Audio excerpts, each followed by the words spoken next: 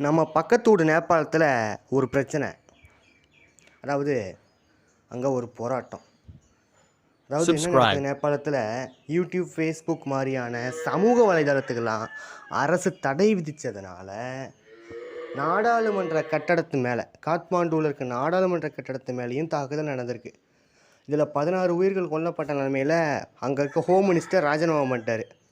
இந்த பக்கம் வந்தால் நம்ம வசூல் மன்னன் என்ன பண்ணுறாரு, என் பேச்சை கேட்காம 800 ட்ரோன்களை விட்டு நீ தாக்குதல் நடத்துறியா அப்படின்னு சொல்லி ரஷ்யா மேலே கூடுதல் தடைகள் விதிக்க போகிறதா சொல்லியிருக்காரு. இது கூட்டி கழித்து பார்க்காம வேலையை பார்க்குறாரு. கணக்கு சரியாக வராமல் அப்புறம் என்ன பண்ணுவாரோ. அதுவும் இல்லாமல் யூரோப்பியன் நேஷன்ஸும் விதிக்கணுமா அப்படின்னு சொல்லியிருக்காரு. இதில் கச்சா எண்ணெய் வாங்குகிற இந்தியா மாதிரியான நாடுகள் சீக்கிரமான அவல நிலையை சந்திக்க போகிறதா எச்சரிக்கையை கொடுத்துருக்காரு.